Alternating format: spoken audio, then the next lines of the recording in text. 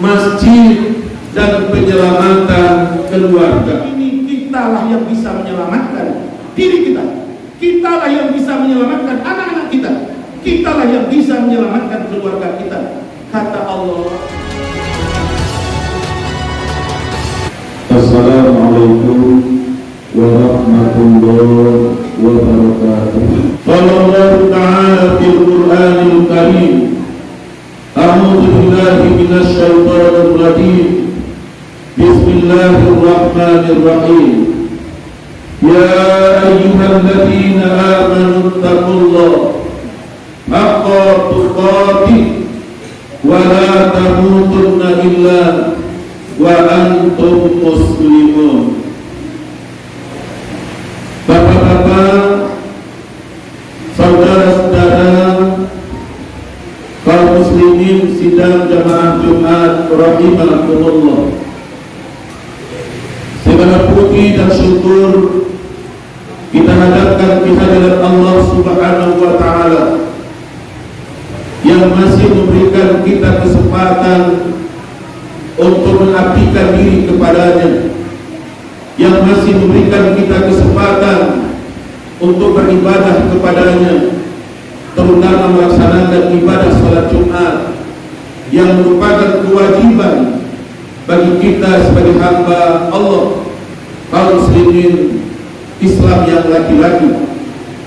Mudah-mudahan hal yang semacam ini kita manfaatkan dengan sebaik-baiknya sebagai bentuk dan wujud kita menghambakan dan mendekatkan diri kepada Allah. Selawat dan salam buat junjungan kita Nabi Muhammad sallallahu alaihi wasallam, pejuang kemanusiaan, pejuang kebenaran, yang menegakkan keadilan, yang bisa mengayomi dan melindungi semua umat dan manusia, sehingga Islam, sehingga Rasulullah tidak hanya untuk orang Islam, tetapi Rasulullah untuk sekalian alam, termasuk manusia yang berbeda akidah, yang bertentangan agama dengan agama Islam. Tetapi keunggulan dan keistimewaan Rasulullah sallallahu alaihi wasallam, dia menyenangkan dan disenangi sekalipun oleh orang-orang yang tidak seakidah dengan Rasulullah sallallahu alaihi wasallam. Begitu juga insyaallah para pengikutnya, para hamba-hambanya, di mana mayoritas Islam, orang yang tidak Islam menjadi aman dan tenang. Tetapi Allahu a'lam bagaimana nasibnya umat Islam ketika Islam menjadi minoritas. Untuk itu kita jangan pernah lupa dengan Rasulullah, karena begitu mulianya Rasulullah, begitu agung dan anggungnya Rasulullah sebagai pemimpin yang membawa rahmatan lil alamin. Mudah-mudahan selawat kita dijabah oleh Allah Subhanahu wa Ta'ala, dan semoga kita menjadi hamba dan pengikut Rasulullah yang insyaallah nanti bertemu dengan Rasulullah sallallahu alaihi wasallam di akhirat kelak nantinya. Oleh sebab itu, bapak-bapak dan saudara-saudara, dalam khutbah Jumat ini khatib mengajak dan menghimbau kita semua untuk memperkuat rasa agama, untuk memperkuat rasa iman, untuk memperkuat cinta terhadap agama, untuk memperkuat cinta terhadap Rasulullah sallallahu alaihi wasallam, untuk memperkokoh kehidupan dalam menjalankan agama. Tidak boleh kita beragama setengah-setengah, tidak boleh beragama sebahagian-sebahagian, tetapi jadilah kita hamba-hamba Allah, jadilah kita pengikutnya Rasulullah yang benar-benar menjalankan agama, mentaati Allah dan Rasulnya sesuai dengan tuntunan yang telah ditinggalkan oleh Rasulullah sallallahu alaihi wasallam. Oleh sebab itu, pada khutbah Jumat hari ini, khatib menyampaikan tema masjid dan penyelamatan keluarga. Masjid dan penyelamatan keselamatan keluarga. Bapak-bapak dan saudara-saudara, Allah mengatakan dalam Al-Quran yang sering kita dengar tentang fungsi dan peranan masjid. Dalam Al-Quran surat At-Taubah, Allah A'udzu billahi minasyaitonir rajim. Bismillahirrahmanirrahim. Innama ya'muru masajidallah man amana billah wal yawmil akhir wa aqamas salata wa ataz zakat wa lam yakhsha illallah fa'asa ulaika an yakunu minal muhtadin. Kata Allah, sungguh hanya orang yang memakmurkan itu, yang pertama kata Allah adalah orang yang beriman kepada Allah. Makanya Bapak RW, Bapak RT, Bapak Lurah, Pak LPM, kalau ingin tahu sejauh mana iman warganya, saya ingin tahu sebagaimana kekuatan iman lingkungannya, lihat saja seberapa persen warganya yang datang ke masjid. Karena Allah katakan kalimat innama itu penegasan yang luar biasa. Kalau kita orang Minang bilang ndak yakin bodoh, indak babau pun jodoh, indak kadut si Allah itu palian-palian, itu kan berarti dengan kalimat innama itu. Ndak akan ada itu, ndak akan ada itu kecuali begitu tegasnya. Justru itu bagaimana kita mengukur kekuatan iman, kekuatan agama masyarakat kita, lingkungan kita, begitu pula dengan keluarga kita, adalah dengan melihat seberapa persen warga lingkungan kita itu yang bisa memakmurkan, meramaikan dan mendatangi masjid itu. Maka tidak heran setahun yang lalu seorang hamba Allah datang kepada saya menyampaikan niatnya mewakafkan 2000 meter tanah di jantung kota di negeri ini. Nilai tanah itu lebih kurang 6 miliar rupiah. Begitu dia sampai, dia bilang, Buya, tolong terima wakaf kami Buya, tapi mohon Buya jangan dibangun masjid di atasnya. Saya kaget, terkejut. Ibu itu besar di Amerika bersama suaminya, karena suaminya seorang staf kedutaan besar di Indonesia di Amerika. Saya berpikir negatif awalnya, jangan-jangan ibu ini sudah sekuler. Lalu saya tanya, Bunda, kenapa Bunda larang tanah wakaf itu dijadikan masjid? Berlinang air matanya. Lalu dia jawab, Buya, hari ini masjid begitu banyak, Bu, tetapi yang sedih hati kita, jamaahnya tidak ada. Saya tidak ingin wakaf ini tidak bermanfaat, Buya. Tidak ada gunanya kita membangun masjid di atas tanah itu kalau masjid itu tidak akan dimanfaatkan oleh umat atau masyarakat lingkungannya.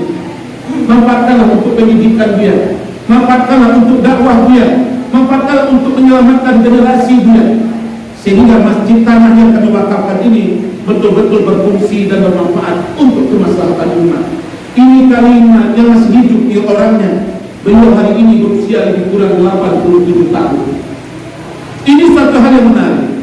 Begitu juga hari ini masjid di Kota Padang lebih kurang 800 buah, masjid dan musala di Kota Padang lebih kurang 1.600 buah. Data yang dimiliki oleh Kota Padang dan Kementerian Agama. Tetapi yang jadi persoalan, seberapa besar masjid sudah dimanfaatkan untuk menegakkan dan melaksanakan kehidupan sebagai umat dalam menjalankan agamanya. Oleh sebab itu Allah bertegas-tegas, mungkinkah orang mau masuk masjid? Adakah yang akan datang ke dalam masjid? Maka disampaikan oleh Allah kepada Rasulullah, Hai Muhammad, wahai Rasulku, tidak akan ada orang yang mau masuk masjid kecuali mereka yang beriman kepada Allah dan yakin dengan hari akhirat, orang yang sungguh-sungguh mendirikan sholat, lalu mereka tunaikan zakat, orang yang hanya takut semata firman-Nya Allah, insya Allah kata Allah, faulaika asa ayyakunu minal muhtadin. Insya Allah inilah mungkin kira-kira yang bisa mendapat petunjuk dari aku, kata Allah. Oleh sebab itu Bapak dan Saudara sekalian, kenapa ini kita jadikan momen? Hari ini kita terang benderang, tidak provokasi, tapi saya khatib, saya ustaz, saya ketua organisasi agama, menyampaikan kepada warga saya, kepada umat, kepada jamaah, hari ini terang benderang Rasulullah Jumat Wari, Bagalanggang Jumat orang banyak, negara kita sudah nyata-nyata sebagai negara liberal dan sekuler. Saya menangis teringat bagaimana para ulama di saat mendirikan negara, di saat memproklamirkan Indonesia, sadar sesadar-sadarnya tidak akan mungkin Indonesia merdeka kecuali bukan karena keagungan dan kebesaran Allah. Maka dituangkan dalam kalimat pembukaan Undang Dasar 45 ini, Indonesia merdeka berkat rahmat Allah yang Maha Kuasa. Lalu sadar sesadar-sadarnya para pendiri negara membuat Indonesia didirikan atas dasar ketuhanan yang Maha Esa. Karena begitu sadar kita lemah, kita tidak berdaya, kita tidak punya apa-apa menghadapi kekuatan bangsa Eropa. Tapi Allah membukakan jalan. Kalau Allah yang berkehendak, tidak ada yang bisa menghalangi. Kalau Allah yang menginginkan, tidak satu pun yang bisa menghalanginya. Maka Indonesia diproklamirkan. Maka sadar sesadar-sadarnya, baik itu para pejuang yang ikut berjuang secara fisik ataupun pejuang yang melalui pendekatan politik, negosiasi, sehingga Indonesia dimerdekakan. Sepakat ketika itu, ini kebesaran Allah. Maka dalam segala tindakan, segala sikap dan perbuatan di dalam Undang-Undang Dasar itu tegas dinyatakan dengan mewujudkan manusia yang beriman dan bertakwa. Hari ini sebuah tragedi besar yang dialami oleh umat Islam di negeri ini ketika 3 orang menteri mengeluarkan surat keputusan bersama yang tidak boleh lagi guru mengajak anaknya berpakaian agama, yang tidak boleh lagi kepala sekolah mengarahkan guru-guru dan stafnya berpakaian agama.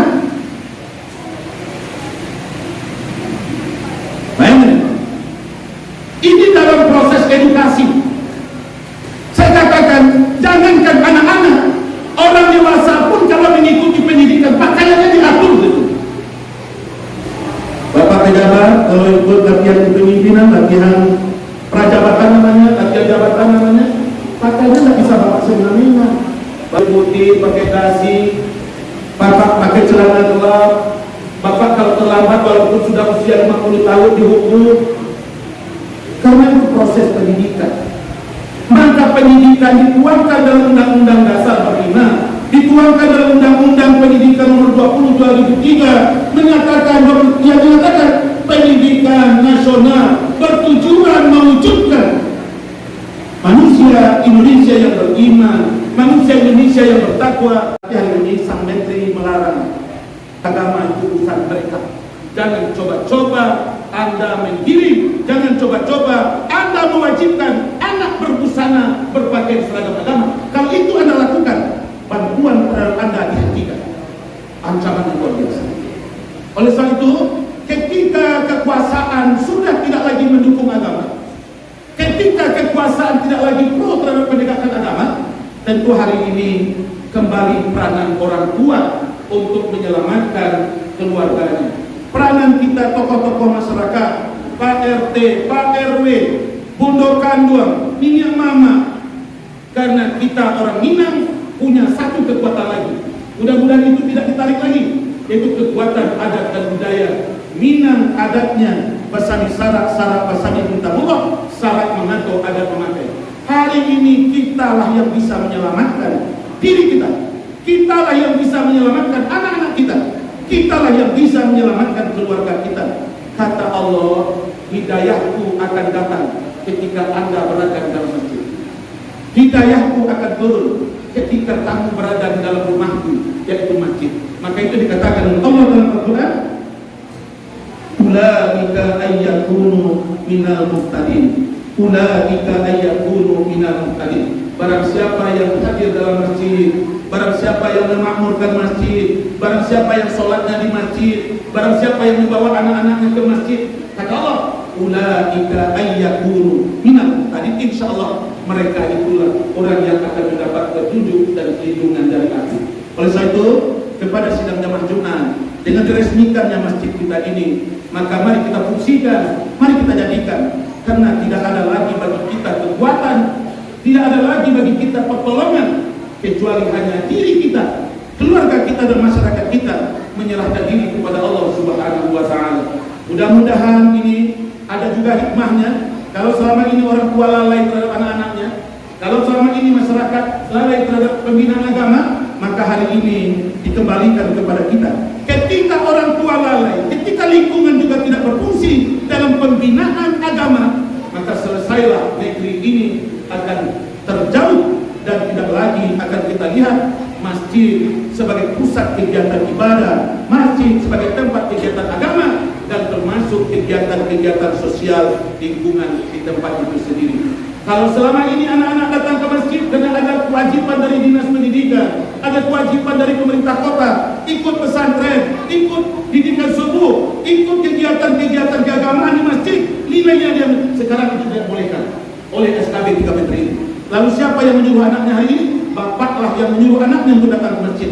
Nah, datanglah ke masjid, nah, pakailah jilbab, karena SKB tidak akan menyelamatkan kita nanti di akhirat, yang akan menyelamatkan kita, qu anfusakum wa ahlikum nar. Kalaupun di sekolah tidak diwajibkan lagi kalian berpakaian jilbab, tapi jangan sekali-kali engkau buka jilbab itu. Inilah peran ayah hari ini, inilah peran orang tua hari ini, inilah peran tokoh-tokoh masyarakat bersatu untuk menyelamatkan lingkungan dan keluarga kita dari hal-hal yang akan dimurkai oleh Allah Subhanahu wa Ta'ala.